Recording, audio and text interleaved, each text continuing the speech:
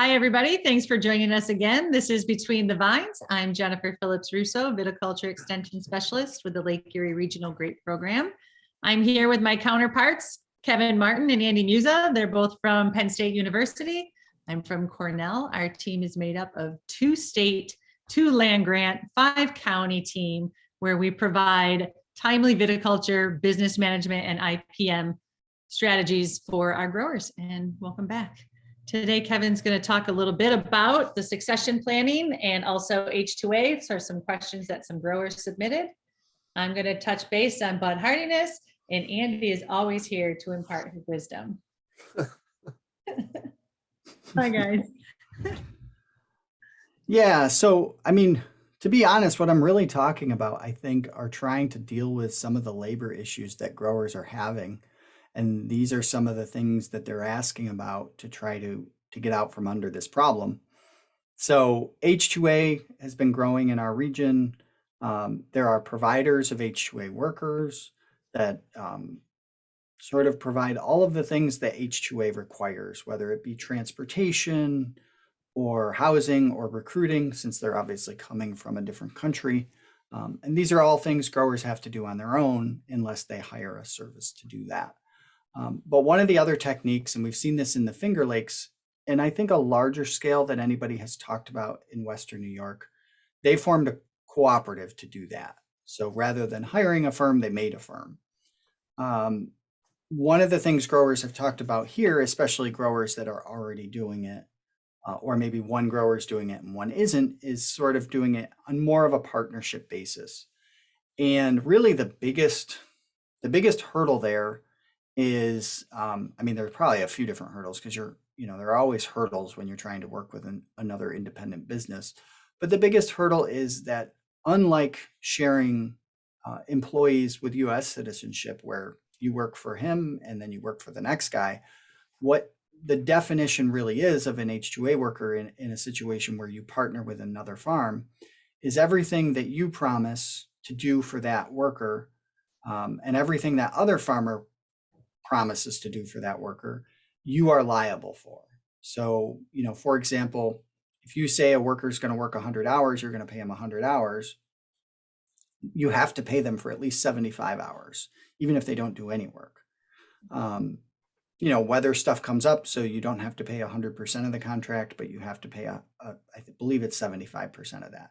So you have to pay your contract and the other farmers if the other farmer for some reason is unable to pay once you start doing a joint venture.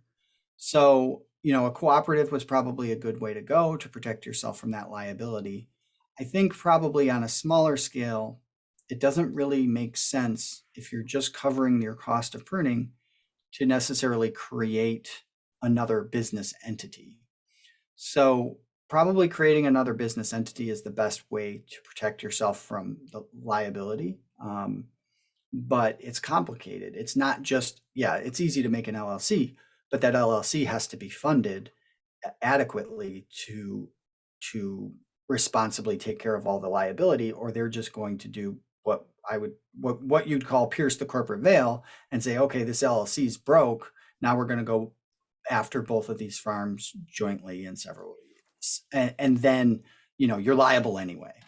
So really what you need is money to take care of the problem. So what you could do is, probably this is best done, and I can't think of a way you do it without an attorney, is you have an attorney set up a rapid way to resolve any disputes, which would not just be arbitration. It would look like a rapid arbitration. So there would be strict deadlines on when that arbitration would be complete, because you don't need a long arbitration process for a simple problem. The only reason to have that is to create more problems. Mm-hmm. So rapid arbitration along with an escrow account to support the contract. So the money's already there to pay in case anything does happen. And that might be all of the money. It might be a percentage of the money. If you've ever done a real estate transaction, you're somewhat familiar with how that works. And that would be how I would go about it. And it does add a level of complication. It adds a cost in terms of sort of the growers are almost prepaying. But there is a financial obligation here that you're sharing with somebody else. And to me, that's the best way to protect yourself from that liability. And I think it's important to remember that these contracts, they don't last a year. They obviously last less than a year, but the liability lasts basically a full year. So you come to an agreement with another grower, you start recruiting people. We're talking like maybe it's February, March, maybe it's June. That you're signing these contracts. It's probably before June. You're signing these contracts and obligating yourself. So it's probably more like February or March, like I initially said. And then when something happens, I don't know. It's not that you just don't trust this farmer. It's that you don't trust or know every single person that he's connected to. So somebody passes away, somebody gets a divorce, who knows? And that's where problems arise. And if it's already funded and it's already worked out, you can avoid some of those problems because 10 months is a long time. And this also gives you some flexibility because if you were to open yourself up to this risk and you're a 100-acre farmer and they're a 100-acre farmer, you can survive that financial risk. So let's say they don't pay the workers, you just pay double for pruning that year. Yeah, it's bad. You have to pay what you were supposed to pay for yours and what he was supposed to pay for his, and sure, that's bad. But if you had a 2,000-acre farm teaming up with a 50-acre farm and the 2,000-acre farm suddenly can't pay all of it or some of it, then the 50-acre farmer goes bankrupt. That the amount of payroll that large farm has exceeds the value of the small farm. And so without some type of arrangement like this or a business entity, I wouldn't even bother with a partnership between a large farm and a small farm because of that risk. Kevin, just curious. I thought I heard just recently, whether it be on the news or a podcast I was listening to, that H-2A workers right now have been delayed. Have you heard that? H-2A workers are always delayed. And I mean, the delays are probably in the news or podcast because they're more severe during COVID, and they've been more severe during COVID, and administration, political issues as well have slowed things down. They are not a reliable source of 100% of your labor force unless you sort of overbuy, which is where that sort of what you guarantee to pay them versus how many hours you need can come into play. It's a careful game you have to play with H-2A because they want to work, I don't know, 60, 70 hours a week, and they don't want to work 40. But if you plan on them working 60 and you only get a third or half or, let's say you get 100% of your workforce, but it's a month late, so call it half. If you plan on them being 100% efficient, then you're going to end up short. So maybe you plan on 50 hours or 40 hours, and then you actually let them work, 10 hours more when there's a shortfall. So you can't overdo it or underdo it, and it does create a lot of issues with getting the work done in a timely way. I did have another question too, but I don't know. I don't want to put you on the spot. And if you don't know, just say, "Oh yeah, I don't know." That I might remember happen. when this first started forming and they were talking about co-ops. I know that there's that rule you can only work so many hours for each owner. Is that correct? Like, let's say he does 35 hours at your farm and then wants to go to the next person that's sharing him. Can they do 35 hours over there without passing the overtime? And if so, if not, who has to pay for the overtime? Right. Yeah. So you would not be able to sort of play games with overtime rules in the same way you could if it was just a worker that worked for two different people. Okay. So the overtime rules would be 60 hours in New York, anything over 60 hours or anything over 6 days. So you need that day of rest. So probably there are some pruners out there that don't want a day of rest, that work 6 days for one guy and 1 day for another guy. And, there's no relationship between those two entities, so they don't know about it, and then no overtime is paid.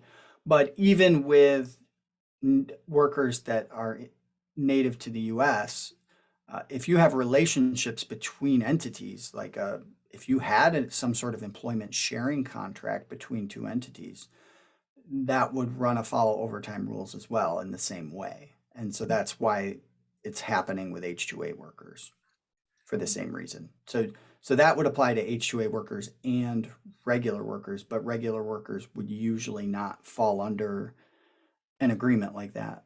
But if there was a farmer that was providing pruning services for other farms, that would not be a way around overtime rules.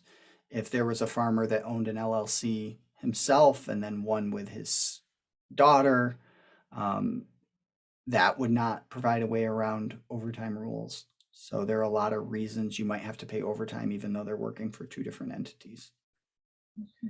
Kevin, correct me if I'm wrong, but one thing I did want to point out is that if you have the H-2A workers, those contracts have to be pretty specific. And so you Right. have to have some type of, I guess you'd call it like a shared contract between another grower. If, in other words, they can't just go work on one grower's farm and then another grower say, hey, I need No. some workers. Right. And then they go to that grower's farm. Those contracts can be amended, I think, in 60 days. So that's one way around sort of when problems arise.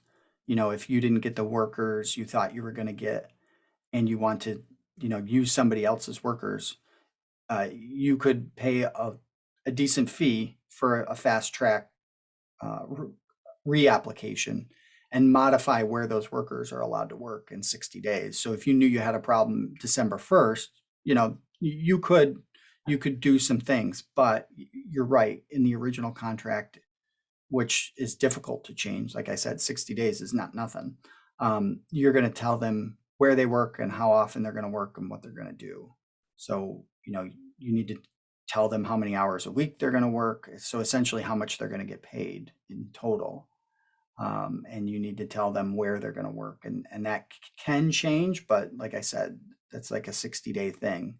And then, you can only be off by so much. And I sort of already said that, where, even if there's no work to be had, if you promise that work, you have to pay them. Now, how specific do you have to be on work? In other words, does it specifically have to be on the contract what they're going to be doing? Or Yes, yeah, because technically what you're doing is you're advertising for a position in the US, and if somebody wants it, they sort of get first dibs. So it needs to be that position, and that position can't change. And you can make it as broad as you want or as narrow as you want. But, the nice thing about making it narrow is that you can have other workers do the jobs that aren't included at a different rate of pay without the same regulations. So like if you had somebody doing hand follow-up as an H-2A worker, you could still hire pruners to do pruning, not hand follow-up, because it's different enough. But if you said that the H-2A workers were going to do pruning and hand follow-up, then you would have to offer the H-2A like wages to the local workers if it was substantially the same job. so, for example, say a vegetable grower had H-2A workers, and they said that they're going to be harvesting tomatoes or picking tomatoes, fresh market. Right. You couldn't then have one of those workers do tractor work, could you? Right. Okay. Yeah. Unless you state it in the contract.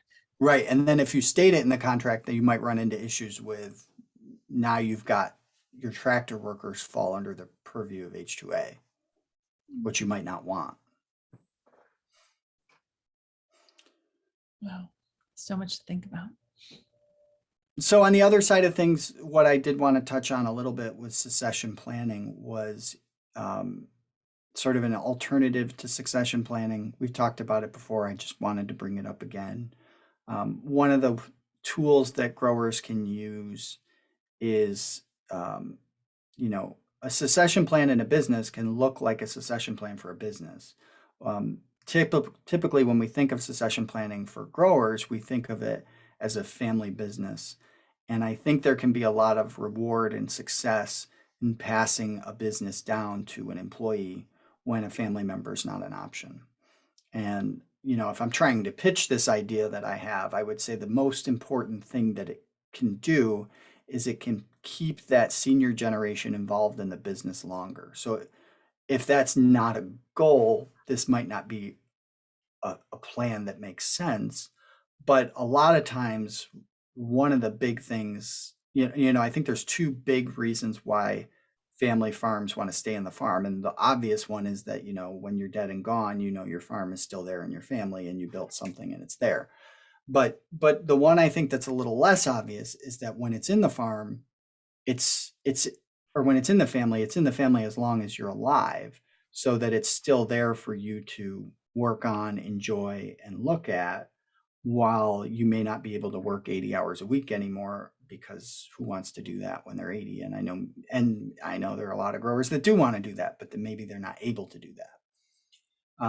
So that's where I think where employee-based succession planning can come in. It can allow the farm to be taken care of, maintained sustainably when when that grower gets older and can't manage everything themselves. And it does not obviously necessarily mean that it would be in the family into that next generation, but it does mean for the duration of that senior generation, it would be. And there are different ways it can work. Sometimes full-on exits are planned, maybe when the grower is 75 or 85, but for the most part, it means that they can stay involved as long as they're able to. But they are complicated arrangements. The things that you should do when you do family-based succession planning, because there are a lot of unforeseen circumstances, are things you really need to do when it's employee-based, because this is not a family member, and you need to have things in writing and contracts, and you really need to focus on what you can't control and make sure that solutions are thought of before the problems exist. Like, this goes back to, what we were saying earlier with H2A, like divorces and bankruptcies and in this case, injuries, things that prevent people from working, because, you guys are using each other. If you have an employee-based succession plan, he or she's using you because you have this valuable asset that is impossible to easily obtain as a 25-year-old, and build yourself up in an industry that doesn't pay you for the first 3 years. So he needs you, and you need him because he's 25 years old and he can pick up a 6-inch post and throw it 20 feet, right? I mean, and so injuries and the ability to work are really central to the agreement, and on both sides, because sort of the level of what equity exchange is, which is going to be one of the most important forms of payment, is probably going to relate to how much that senior generation wants to and can continue to work, because we certainly see people, in their 70s working 40 hours a week, but we also see people who can't work 40 hours a week, even though that was their plan. So when those plans change, sort of the nature of compensation and the structure of the business might have to evolve, and that should all be in writing before anything starts. Do you guys have any questions about that? Like, does that bring anything to mind that would be confusing? Or, I mean, I could just keep rambling on about it all day, but. No, I don't have any questions. I mean, one of the real advantages right now, especially in New York and PA, but you do, as soon as somebody has a meaningful amount of ownership, they're an owner. And if you guys know business owners, you know that their life sucks in terms of how labor law protects their interests, which is great, because, you don't have to worry about minimum wage, although I'm sure you're paying the minimum wage, but you don't have to worry about it. You don't have to document it. You don't have to worry about all of those things that come with the regulations involving labor once they're a meaningful owner. And in this case, anything I'm talking about, some people have tried to play games in the past of trying to avoid regulations by giving people an ownership interest. It can be done. It's a little difficult. It's really difficult because, you throw 1% at somebody and that's not going to work. So that's not what's happening here. This is actually meaningful ownership, and 1% does work in this situation, because 1% is going to turn into 2, into 5, into 20. And, at the end of the day, it's probably going to be somewhere between 50 and 100%, depending on the size of the farm they're taking over. And then the rest of it, like if it was 50, there would be a buyout option at the end so that they would own and control the farm once the senior generation was gone, or whatever would work for the goals of the two parties. I think that's a good point you just brought up, Kevin, about the percentages, like 1%, 2%, because I think at least growers that I've met that are getting up there in age, their sons might be 40, 45, and, they still don't have a succession plan. And I think it's difficult for farmers to talk about that.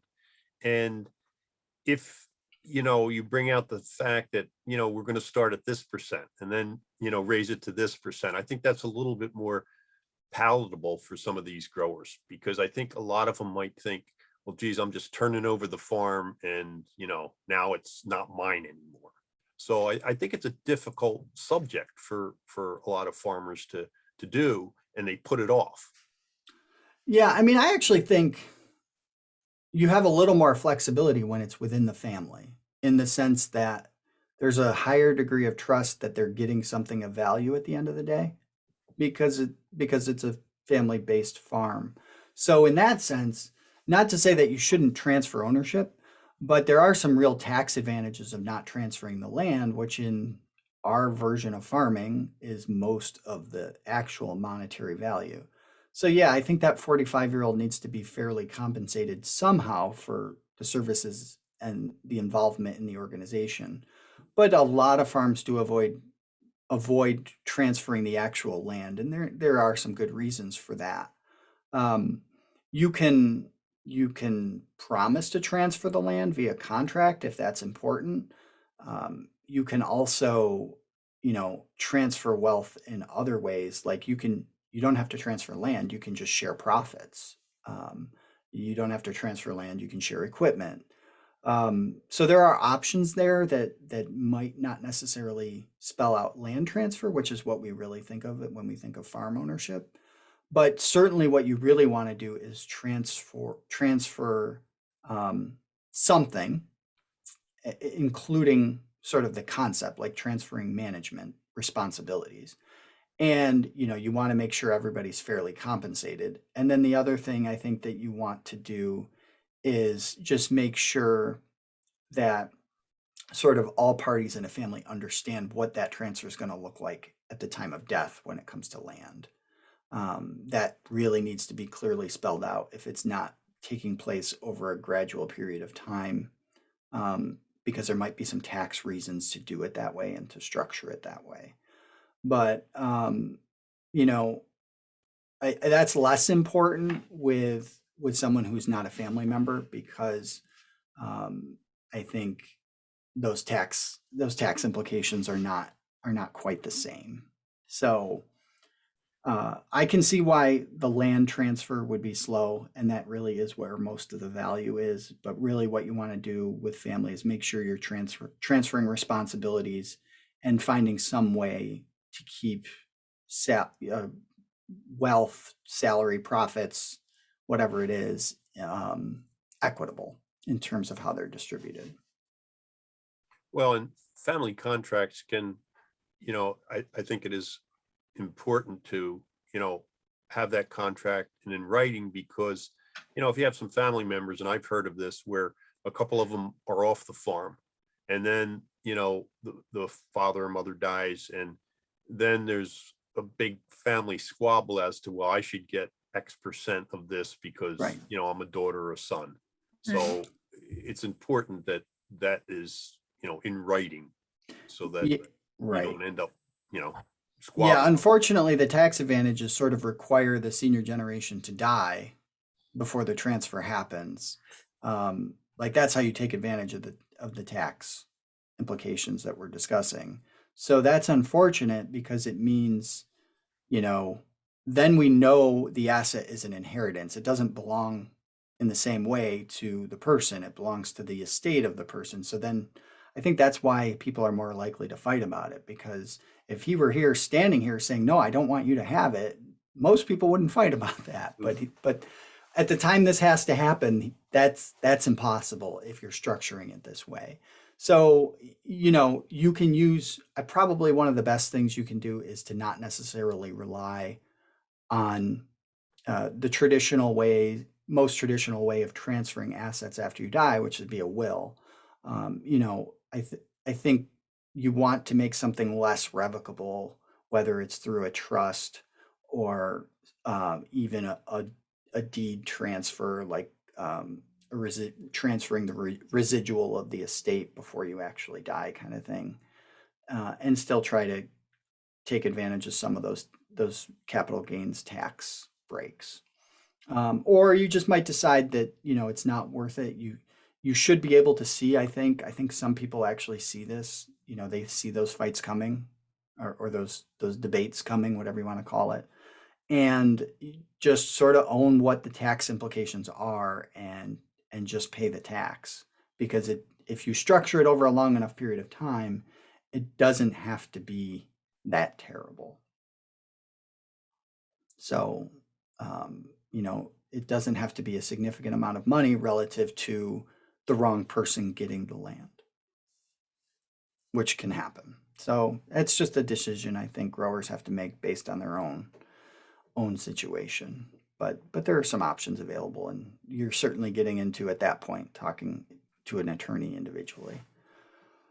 And you certainly would be for everything we're discussing in terms of, structuring a buy-sell agreement with an employee. You want to make sure you really protect your interests in case there's an early exit. That's certainly going to be more likely to happen with an employee, but it can happen with anybody. And you just want to make sure that, you're not forced to buy your farm back at a premium when you're not ready to retire and you don't actually want the asset, kind of thing, because you already transferred equity. And yeah, you can structure all that stuff so that prices are agreed on ahead of time, and funds are available ahead of time, kind of thing.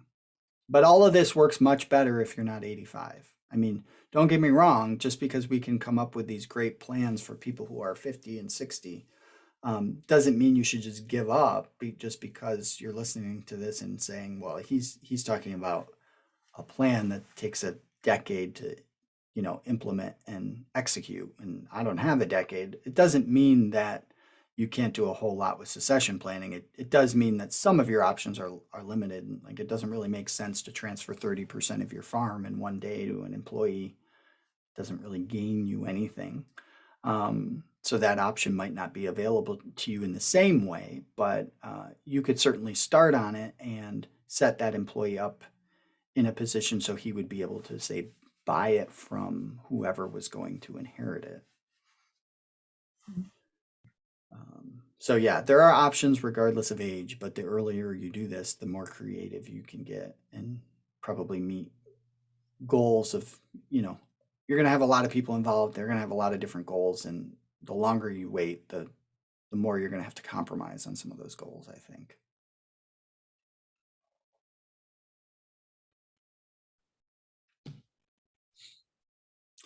Thanks, So Can, it was do you- cold, which has what? Oh, another Before you do question that, before we. Kevin, and you probably don't know this off the top of your head, but would you say that there's a decent number of, say, our growers up here in the Lake Erie region that have these succession plans, or not as near as many as you'd like to see? No, I mean, we can sort of measure it based on, farm turnover.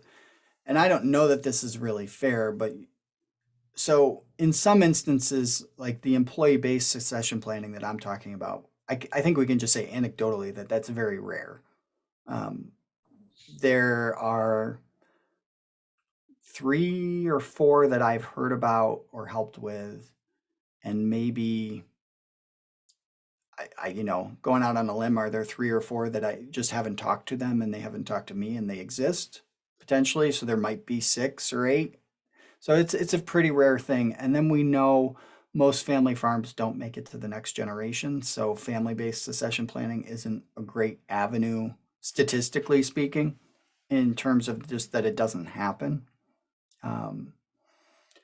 What we're seeing that I'm sure, I don't know, because the way USDA reports on it, There's no real way to tell, but certainly what we see in our industry is succession execution. I don't know if they have great plans or if they've done a lot of planning, but so execution where the next generation successfully takes over. We see that pretty successful on more than 50% of our large farms, or especially our very large farms. You know, if there's a big asset that's able to support multiple generations, often that interest is there. And that's really half the battle. I mean, planning is important and it can help prevent conflict, but most growers don't have material changes in their strategy to make room for the next generation. So say a 90-acre grower, they need to grow to make sure there's room for the next generation. And that doesn't tend to happen. The growth tends to be a lot more organic. Like they're growing because they want to grow, and maybe they're in their 30s and they're growing. And then they just happen to have 200 acres when that's what they need to support another generation. And that allows for the next generation to fit into the organization. But that's not necessarily a comment on the success of succession planning. It's more of a comment on the success of the execution of succession. You know, you did it. So, you know, where planning I think would come in certainly is with those larger organizations is to make sure that the people involved in them are happy and meeting their goals and their expectations are clear. And that certainly goes a long way in preventing conflict. And then the other big area would be in a situation where there isn't room for that next generation to be successful. You know, maybe if you think about this when they're 16 or 18 or 20, maybe even 23, you can make room. And that's obviously going to take a plan because you're going to have to try to figure out when you're buying more land or planting more grapes.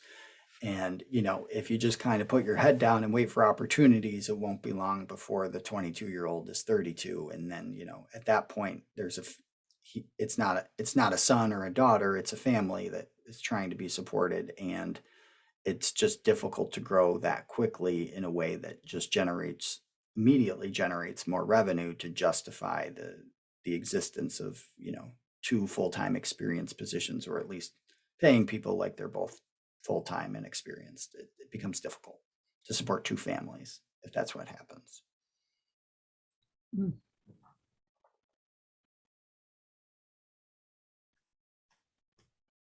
So it did get cold. I think we can jump to that. Yeah, I don't know how cold it got, but Jen does. Jen does, and this has nothing to do with succession planning, but it is, I think, a topic of interest that we need to talk about. It did get cold. So with our newest stations, we have Kim Knappenberger, part of our team. She helps the upkeep of the newest stations and monitoring them. And she sends me the low temperatures that go and coincide, with the work that we're doing on cold hardiness and bud hardiness. So it is very scary for some growers, and they're texting me and asking, did we get low enough? Did we get low enough? And I just want to share a couple of numbers.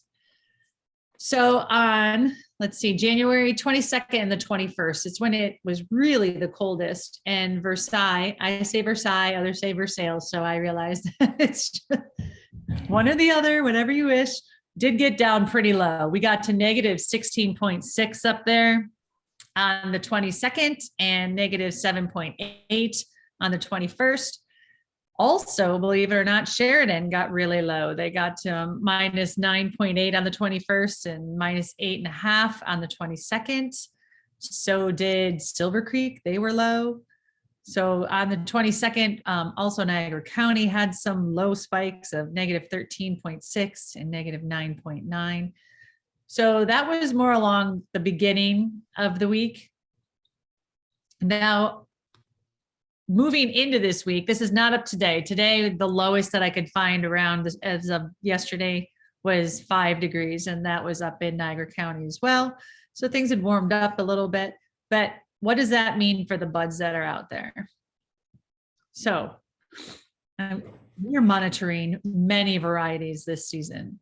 So I want to go by and just kind of let you know some of the less cold hardy varieties might, if you have them in those areas I just mentioned that had the really low degrees, you might want to go out and take some canes, bring them in, let them warm up for 24 to 48 hours, and then cut some buds to check. But for the most part, most of them were okay. Like your Cab Franc, you might want to check that, and Steuben and Savals, they got down there a little bit. They are not as cold hardy right now as most of the others. Concords are all over the board, depending on what you did in regards to your management style. But from this last season, let me tell you where I do a high and a low Concord, meaning a high crop level and a low crop level. Mhm. And right now, the lowest that you can go is -17.7. Now that's in the Portland area. That is not in Versailles or Versailles, whichever you wish. So you kind of need to go out and know what your temperature is. Call me and ask me, or check our website, the LERGP.com, to see the latest bud hardiness data. This is done so that you can kind of know the temperatures and where the bud hardiness is at, because before, it's very time consuming. We all know, to go out and collect canes and let them process and then slice all those buds to see what a percentage of 100 buds is, to see what maybe your percent death is. So this is a tool for you to look at and be like, oh, you know what, we didn't even get there, so I'm not going to go out this week and look. Hopefully that helps you save some time in your operations and also keeps your hands and feet warm. But if you do have any questions about it, please give me a call and check the website to see where you are. Does anybody have any questions about what's going on right now with it?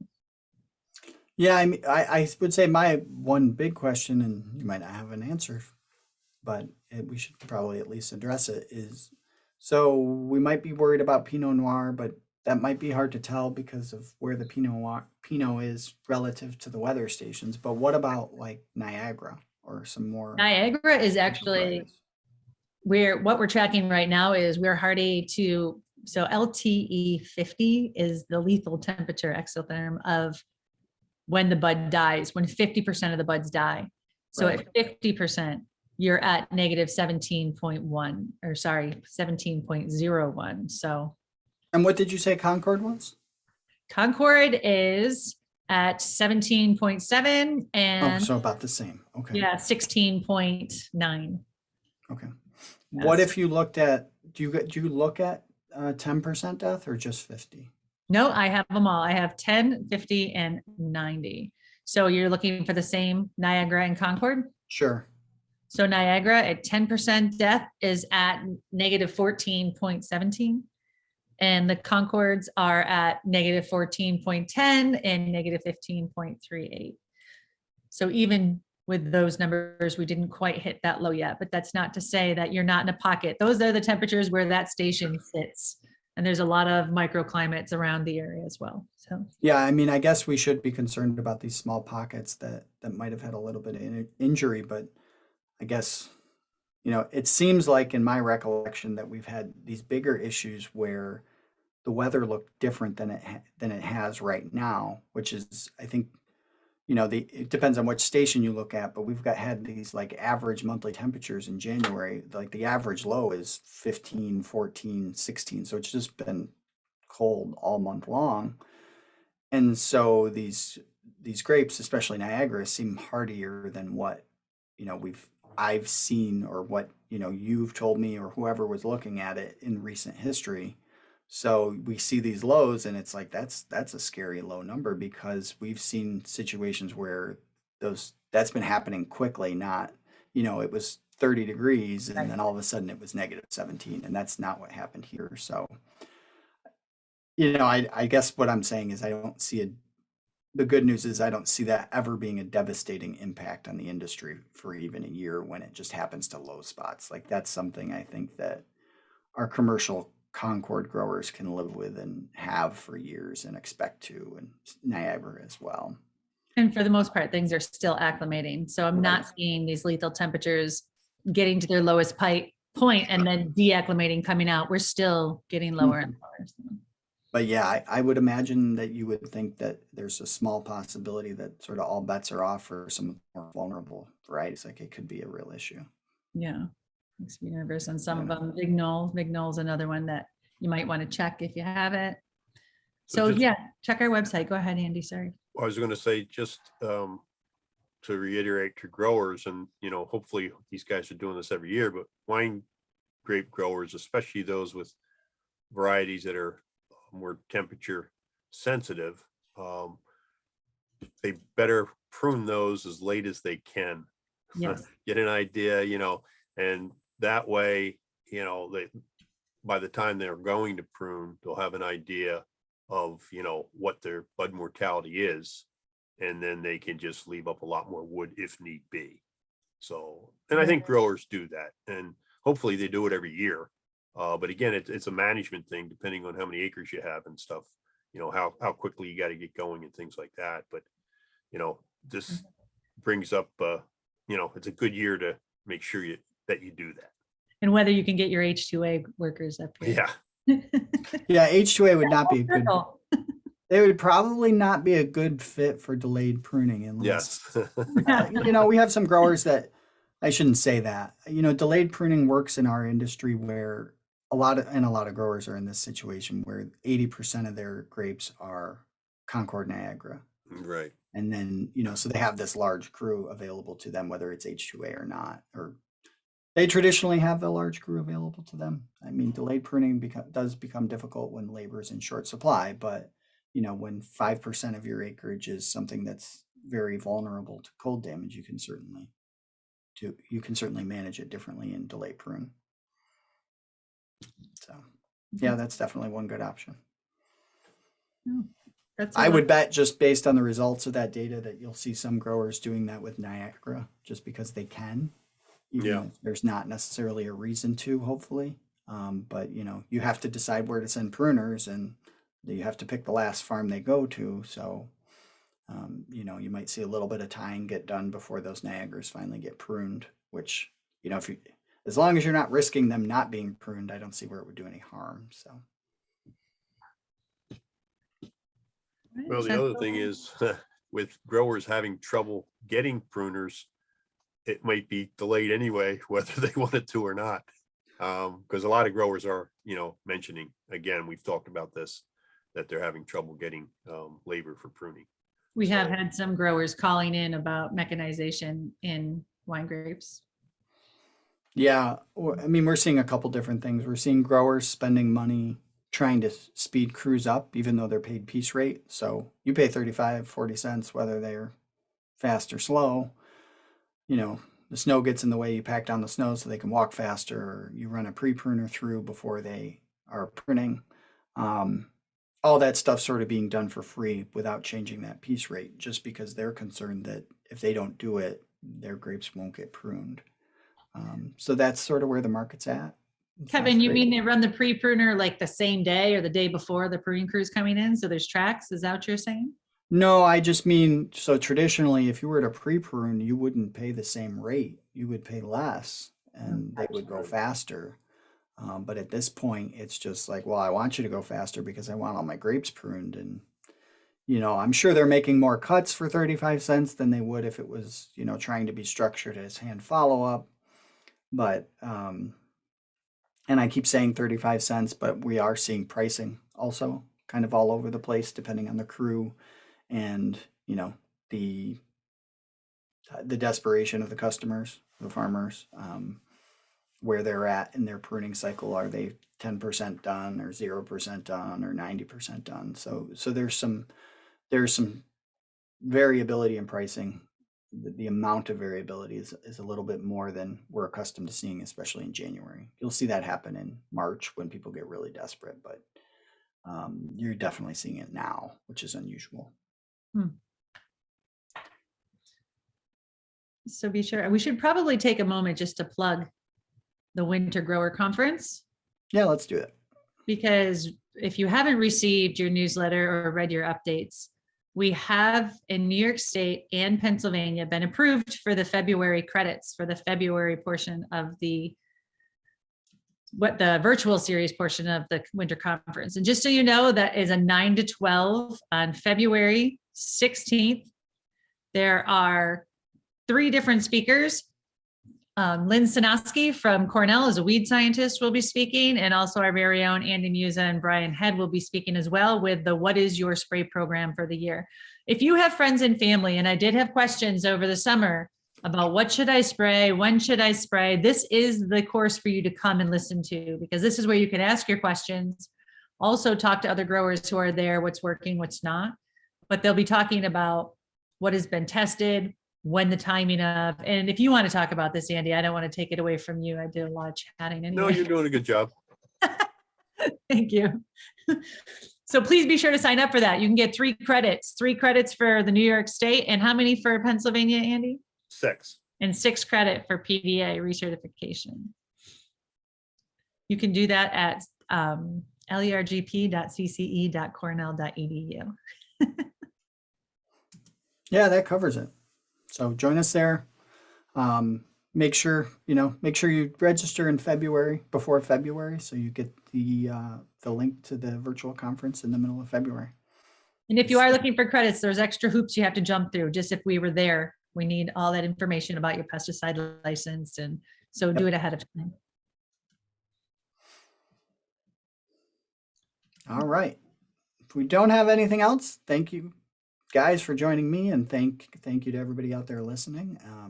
We did get a couple of questions that sort of informed our content this week, so please keep those coming and feel free to contact us with any questions.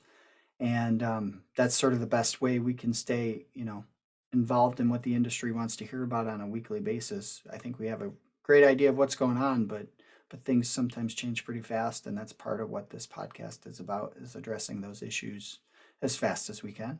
So thanks for joining us, and we'll be back next week. We'll see you later. Bye, everyone.